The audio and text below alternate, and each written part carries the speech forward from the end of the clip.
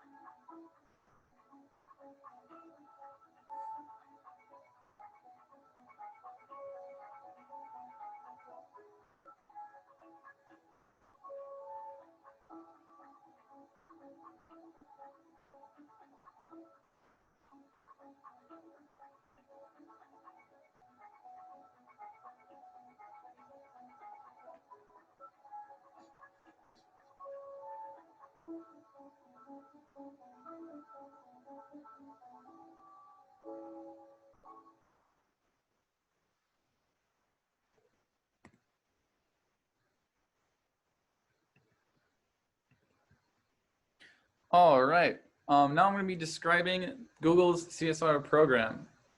The first component to address Google's carbon emissions and climate change. Google plans to eliminate its entire carbon legacy by 2030. Google has made bounds since its creation in 1998, including being carbon neutral in its first 10 years, having their data centers and offices be 100% reliable on renewable energy sources in their first 20 years, and putting $5.75 billion towards other sustainability projects. The second component of the CSR plan is to help other companies achieve the same thing as Google. Google is open to sharing how it has gotten to where it is energy-wise with other companies. Being such a big company, it is important that they pioneer ways for smaller companies who don't have the same resources as Google. The third component of the CSR plan is how Google will help communities. Google is helping out communities in plenty of ways. One way they have helped is putting $1 billion towards building houses in the Bay Area. These houses are supposed to be more sustainable than the houses built before them. The second way is by building new data centers and office buildings. Google is looking to make these buildings living, a building that has very little effect on the environment and is powered by 100% renewable energy. The fourth and last component is its competitive edge. Doing all of this work puts Google in the eyes of the public. Almost every Google device now is greener than its competitors, making it the better choice. Google has found ways to make reusable energy they rely on cheaper than how they were powered before. And now to Rory to talk about Porter and Kramer notions. Thank you, Matt. Porter and Kramer have a responsive and strategic notion towards CSR programs. The responsive notion is that they believe in mitigating existing or potential adverse effects of organizational activities, what it does, and how it affects the community, which is the inside-out value chain concept. Their strategic responsibilities are consistent with the firm's strategies, leveraging their capabilities to improve their competitive advantage and benefit the society simultaneously. This is the area of social context with greater value, which is the outside-in value chain concept. Google's CSR program aligns with Porter and Kramer's notions with responsive and strategic responsibilities because they are helping the communities around them. Like what Matt said, they are helping other communities in the Bay Area by building houses. This is part of their strategic responsibility. They also help other companies get to the place they got with energy efficiency, which helps the world around them become cleaner. This is part of Porter and Kramer's responsive responsibility. So Google aligns with Porter and Kramer's notions with responsive and strategic responsibilities. Google does not just focus on one of the four traditional justifications. They try to be very adverse and helpful to everyone around them instead of focusing on one of the four traditional justifications of moral responsibility, sustainability, license to operate, and reputation justifications. Google has a very good CSR program. However, they can improve their program by being more carbon efficient, as well as increase their green energy in their buildings, as well as greener transportation of the products that they are selling. Next, Tommy will be speaking with you about the resource conservation. Thanks, Rory. Now we're going to take a look at the primary actions that Google has taken to conserve resources. We all know that every company has a responsibility to take action, and Google has taken numerous actions to contribute to the conservation effort. In 2007, Google became the first large company to completely shift to net neutral carbon emissions. Their current plan is clear. They want to maximize the reuse of finite resources across their operations, products, and supply chains, and enable others to do the same. Google diverted 87% of their waste away from landfills since 2014. This included 6.6 million pounds of food waste. According to the 2019 Google Environmental Report, by the end of 2018, Nest Thermostats, a subsidiary of Google, had helped customers cumulatively save more than 29 billion kilowatt hours of energy. Google plans to be fully carbon-free by the year 2030. They will do this by targeting the main contributing factors of resource depletion and implement clean energy, green buildings, and clean transportation. This means all energy will be derived from renewable resources such as wind energy and solar energy. Google envisions a future that is fully reliant on carbon-free energy. Internalizing costs. All companies must be held accountable for their actions. So what has Google done to combat the negative effects of their carbon usage? To date, Google has procured enough high-quality carbon offsets to neutralize all of their carbon emissions since their founding. Every year, Google spends money towards conservation. For example, since 2010, Google has committed to invest nearly $2.5 billion in renewable energy projects with a total combined capacity of 3.7 gigawatts. Google spent $5.75 billion in August of 2020 on sustainability bonds. These are bonds that yield profit, which goes directly to help climate and social causes.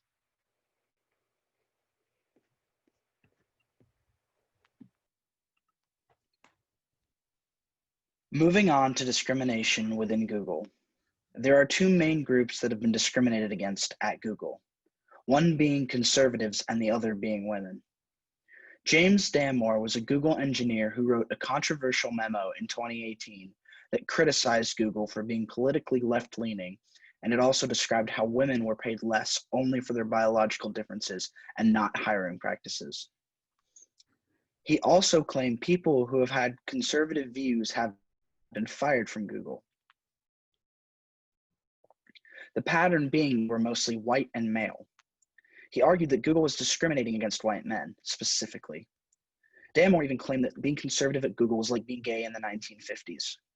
He ended up dropping the lawsuit in May of this year, and today there are still instances where companies in Silicon Valley like Google are being accused of censoring conservative views.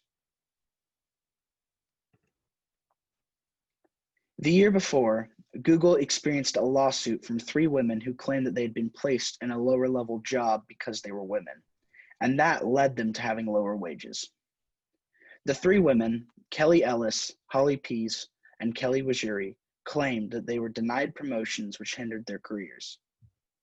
They simply assert that they had less opportunity than the men at Google. This is unethical from a justice-based standpoint as they were not placed on a level playing field. Google's door only opens for men and not women. Women have been a historically discriminated group that still today struggles to find equality to men in the workplace. Google unintentionally discriminates against women due to stereotypes. They are completely unconscious to their discrimination because they think they are doing nothing wrong. This can also lead into institutionalized discrimination due to the historical prevalence of female discrimination. It was natural for the company to continue their practices, though they were unintentionally discriminatory. Now, I will pass it on to Lewis. Thank you, Tom. Google has been known for having a great reputation in regards to the workspace that they create and the benefits the company provides for its employees. 2 projects that Google undertook were Project Maven, a project that uses artificial intelligence to interpret and categorize data for the United States military, and Project Dragonfly, which was to install a censored search engine in China. Google has pledged to stop working with the United States military on Project Maven due to ethical concerns from Google employees.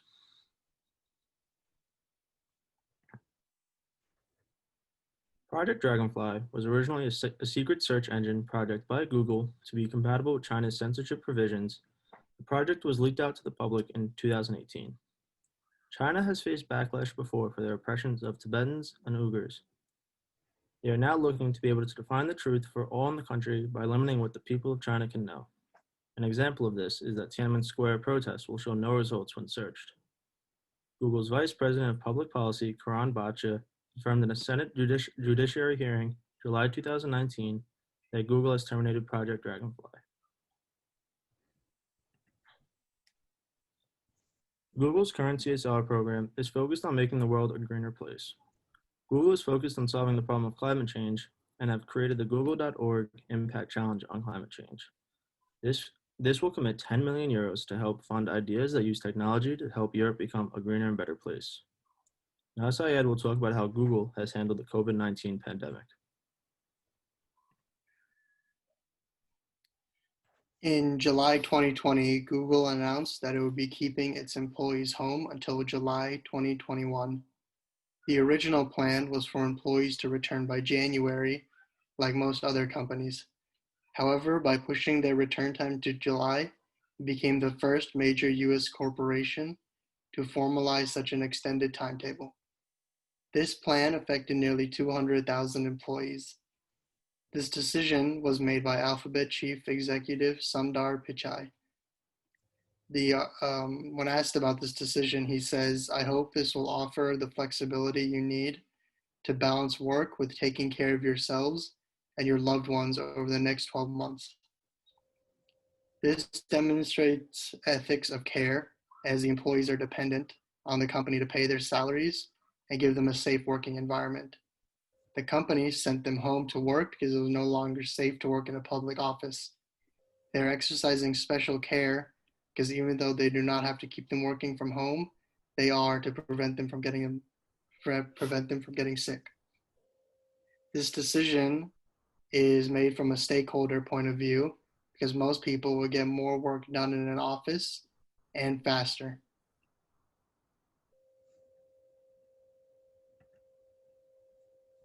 Tech companies were expected to do better in the current economy but even so, Google still took a hit.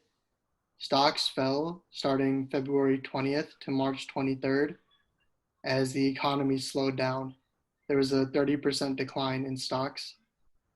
This was due to advertising, one of their core businesses, declining as companies slowed down or shut down. So they had to find new sources of income. One of these new sources was renting space on their servers for other companies, as most companies moved to online. Their stock started increasing on March 23rd to today. There was a 66% increase. Revenue has also grown by 4.9 billion as compared to last year. Even though Google sent its employees home, they are not losing profit. In fact, they are growing faster than ever. They haven't completely ignored the shareholder point of view. They're still making a profit for them and expanding the business. Now back to Matt. In conclusion, Google has had a past of discrimination involving women and conservatives. Their CSR aligns with Porter and Kramer's notions of responsive and strategic responsibility. They are still improving their CSR to go more carbon-free. Google has become a leading factor in the fight against climate change. They are taking dramatic efforts to reduce finite resource use. Google also wants to internalize their costs and take responsibility for the resource use and pollution. And they have also, since the pandemic, continued to grow financially. That is it.